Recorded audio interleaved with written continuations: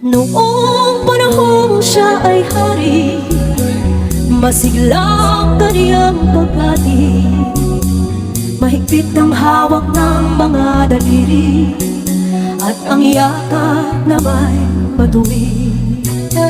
Mahusay ang kaniyang talumpati, magising kung siya ay magdami. Malalim ang kaniyang pag-iisip, at lahat ay sa kanya nakatitig. Ngunit ngayon siya'y pagod na, mahina na rin ang katawan. Pinagmamasdan na lamang sa bintana ang unti-unting pagdaloy ng ulan.